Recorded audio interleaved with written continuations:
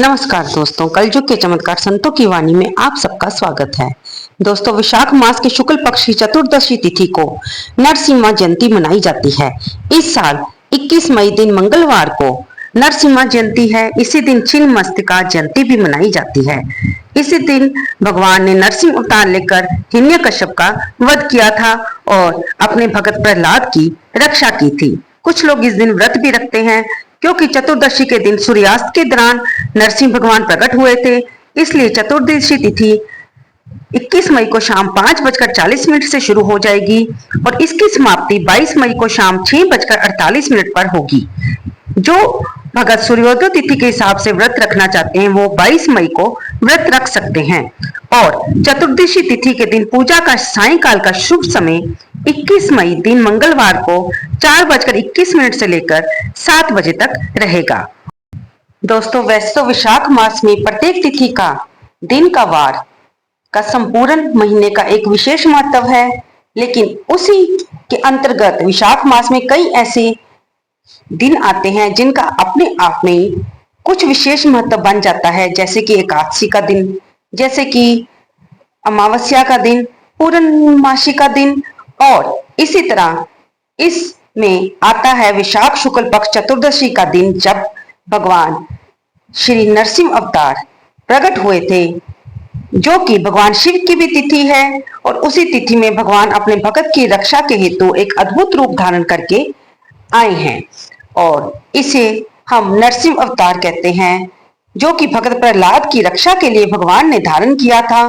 भगवान श्री नरसिंह जी ने अपने भगत प्रहलाद को बचाने के लिए, जो कि विघ्न विनाशक देव हैं और जिनका आधा शरीर सिंह का है आधा नर का है, प्रहलाद जो कि एक 5 वर्ष का बालक था, उसके पिता से उसकी रक्षा करने के लिए भगवान विष्णु ने नरसिंह अवतार लिया था। हिरण्यकश्यप अपने भाई हिरण्याक्ष के वध का प्रतिशोध भगवान श्री विष्णु से लेना चाहता था और हिरण्याक्ष को भगवान विष्णु के वराह रूप अवतार ने वध किया था और हिरण्याक्ष पाताल में भूदेवी को यानी कि पृथ्वी देवी को ले गया था। तब भगवान उसे देवी को जल से बाहर लेकर आए थे। विष्णु से प्रतिशोध लेने के लिए हिरण्यकश्यप ने ब्रह्मा जी को प्रसन्न करके मनचाहा वरदान प्राप्त करने हेतु तपस्या की थी। उसकी तपस्या से प्रसन्न होकर जब ब्रह्मा जी प्रकट हुए तो उन्होंने मनचाहा वरदान मांगने के लिए हिरण्यकश्यप को कहा। हिरण्यकश्यप ने सदा अमर रहने का वरदान मांगा, जिसके उत्तर में ब्रह्मा जी ने कहा कि इस संसार में कोई भी अमर नहीं है, स्वयं मेरी भी आयु निश्चित है, इसलिए इस वरदान को देने का अधिकार मुझे प्राप्त नहीं है। तब हिरण्यकश्यप ने अपनी दुष्ट बुद्धि का प्रयोग किया और ब्रह्मा जी से कहा कि ठीक है, आप मुझे अमर होने का वरदान नहीं दे सकते, तो मैं कुछ और वरदान मांगना चाहता हूँ, आप उस तरह से मेरे वरदान को पूरा कीजिए। तब उसने कहा कि उसे कोई अस्त्र न मारे, कोई शस्त्र न मारे, कोई नर न मारे, कोई नारी न मारे, ना कोई जानवर मार पाए। इसके बाद उसने ये मांगा कि उसकी मृत्यु सुबह या रात को भी ना हो। इस प्रकार विभिन्न छल के माध्यम से उसने अपनी मृत्यु को टालने का प्रबंध करते हुए भगवान ब्रह्मा से इस वरदान को पूरा करने के लिए कहा। हिरण्यकश्यप अपनी दुष्ट बुद्धि का प्रयोग करते हुए ब्रह्मा जी से इस तरह से वरदान मांगता है। ब्रह्मा जी ने उसकी दुष्ट बुद्धि को समझ गए, लेकिन फिर भी उन्होंने वरदान दिया क्योंकि वे जानते थे कि श्री विष्णु इसको मारने का कोई न कोई उपाय अवश्य ढूंढ ही लेंगे। अब हिरण्यकश्यप को जब पता चला कि उसी का पुत्र प्रहलाद विष्णु का बहुत बड़ा भगत है, तो वह क्रोध से आग बुबला हो उठा और विभिन्न प्रकल्पना करके अपने पुत्र को मारने की प्रयास करता रहता। कभी आग में झुलसाने की कोशिश करता, कभी पहाड़ से उसे गिराने की कोशिश करता, लेकिन हर बार भगवान अपने भगत प्रहलाद को बचा ही लेते थे। आखिर भगवान कृष्ण स्वयं तो गीता में ये ऐलान करते हैं कि मेरे भक्तों का कभी विनाश नहीं होता। एक दिन प्रहलाद हिरण्यकश्यप को बता रहे थे कि भगवान का वास तो कण कण में है, वे आप में भी वास करते हैं और मुझ में भी। तब हिरण्यकश्यप का क्रोध इतना बढ़ गया, वह प्रहलाद से एक खंबे की ओर इशारा करते हुए बोलने लगा कि अगर हर जगह तेरे विष्णु का वास है तो इस खंबे में भी उनका वास अवश्य होगा। प्रहलाद ने अपने पिता से कहा, जी हाँ, इस खंबे में भी भगवान का वास है। श्री विष्णु हरि हर जगह कण कण में वास है। हिरण्यकश्यप अपनी गदा से खंबे पर प्रहार करने के लिए तैयार हुआ तो उस खंबे से प्रचंड सिंह की गर्जना करते हुए नरसिंह अवतार के रूप में भगवान प्रकट हुए।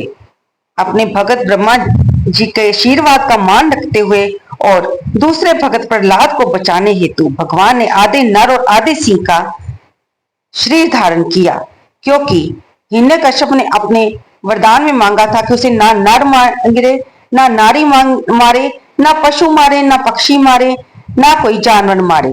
अब भगवान का ये अवतार ना तो पूरा नर था, ना नारी था, ना कोई जानवर था, ना कोई पशु था, और उसने कहा था कि उसे कोई अस्त्र या शस्त्र ना मारे। और भगवान ने इस अवतार में अपने बड़े बड़े नाखूनों से हिरण्यकश्यप का पेट फाड़ दिया। उसने मांगा था दिन या रात, भगवान ने शाम को उस दैत्य का वध किया। साथ साथ भगवान ने चौखट पर बैठकर उसका विनाश किया था।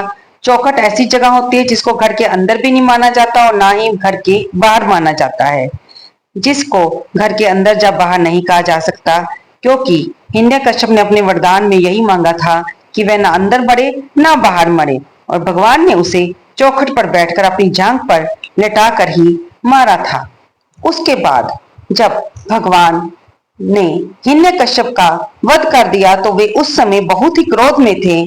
तब प्रहलाद ने एक भक्तिमय स्तुति प्रस्तुत करके भगवान के क्रोध को शांत किया।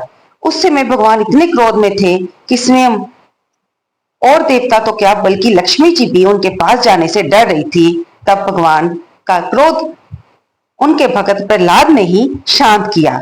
प्रहलाद को अपनी गोद में लेकर भगवान उसे प्यार से चाटने लगे। भगवान ने प्रहलाद को वर मांगने को कहा। प्रहलाद ने कहा कि भगवान तो दुष्ट डरते हैं, भगत तो भगवान से केवल प्रेम ही करते हैं। भगवान नरसिंह तो आप तो बहुत दयालु हो, आपने मेरे पिता का वध किया है क्योंकि वे मेरे पर अत्याचार करते थे, लेकिन मैं चाहता हूं कि मुझे पिता वध के रूप में नाम माना जाए। तब भगवान इससे खुश हुए और उन्होंने प्रहलाद को संरक्षण प्रदान किया। तो ये कथा हमें यही सिखाती है कि एक भक्त के विश्वास पे, उसके भगवान के प्रति आस्था पर कभी शक नहीं करना चाहिए। भगवान हर जगह विराजमान है, केवल हमारे ज्ञान, प्रेम और भक्ति के चक्षु खोलने पड़ेंगे, तभी हम भगवान के प्रति अपनी भक्ति को जगा पाएंगे, महसूस कर पाएंगे, उनकी कृपा को अनुभव कर पाएंगे। आइए हम भी नरसिंह जयंती पर भगवान की पूजा करें और अपनी भक्ति में आ रही बाधाओं को पार करें। हमने इस कथा में ये भी जाना कि बुराई का ऊपर अच्छाई का जो जय होती है, ये जयंती इसी रूप में मनाई जाती है जिस प्रकार हम दशहरा का त्योहार मनाते हैं, बुराई पर अच्छाई की जीत। जैसे भगवान श्री राम ने रावण को मारा था, उसी प्रकार हिरण्यकश्यप के अत्याचार को खत्म करने के लिए और अपने भगत को सुख देने के लिए भगवान नरसिंह का अवतार हुआ था, यानी कि बुराई के ऊपर अच्छाई की विजय। बुराई भले ही कितनी चालाक हो, कितनी बड़ी हो, कितनी भी कैसी भी हो, बुराई को खत्म करने के लिए श्री विष्णु नारायण अपने भक्तों के साथ देने के लिए किसी भी हद तक जा सकते हैं। ये कथा हमें यही बताती है। नरसिंह जयंती और भगत प्रहलाद के रक्षा हेतु भगवान ने इस तरह का स्वरूप ग्रहण किया था जिससे उन्होंने बुराई को खत्म किया। हम इस वीडियो में आप कथा तो सुन ही चुके हैं, अब हमें भगवान नरसिंह का पूजन कैसे करना है आइए जानते हैं। अगर आपके पास नरसिंह भगवान की कोई फोटो है तो बहुत अच्छी बात है, नहीं तो आप भगवान श्री विष्णु नारायण का भी पूजन नरसिंह अवतार का मन में ध्यान कर सकते हैं। भगवान विष्णु की पूजा जब भी हम करते हैं तो पीला वस्त्र धारण करते हैं, इसलिए आप अगर व्रत रख रहे हैं तो पीला वस्त्र धारण करें, पीला आसन बिछाकर भगवान का चौकी लगाकर उस पर भगवान का स्वरूप स्थापित करें, चित्रपट। भगवान को पीली चीजें बहुत पसंद है, इसलिए उन्हें पीला वस्त्र धारण कराएं, उन्हें पीले फूलों की माला पहनाएं और साथ में अगर आपके पास भगत प्रहलाद का चित्र है तो वो भी साथ में रखें, नहीं भी है तो भी मन में ध्यान करके भगत प्रहलाद को भी प्रणाम करें। हर देवता के पूजन से पहले हम भगवान गणेश जी को विराजमान करते हैं और आज भी हम नरसिंह जयंती पर भी नरसिंह भगवान का पूजन करने से पहले भगवान गणेश जी का पूजन करेंगे, उनको तिलक लगाएंगे और उनको भी हम फूल माला चढ़ाएंगे। अब दोस्तों, अगर जो लोग व्रत रख रहे हैं उन्हें ये व्रत फलाहारी रखा जाता है। आप इस दिन दूध, चाय और फल का सेवन कर सकते हैं। सूखे मेवे का सेवन आप कर सकते हैं और भगवान को भी आप इसी तरह का भोग लगा सकते हैं। दूध, माखन, मिश्री और जो भी मौसमी फल हो, आप खीर का भोग भी लगा सकते हैं। भगवान को भोग लगाने के बाद आप वे चीजें खुद भी खा सकते हैं प्रसाद के रूप में। बस याद रखें कि इस दिन नमक नहीं खाया जाता। तो दोस्तों, उम्मीद करती हूँ आपको ये जानकारी पसंद आई होगी। कृपया इसे लाइक करें, शेयर करें और कमेंट बॉक्स में जय नरसिंह भगवान लिखना बिल्कुल ना भूलें।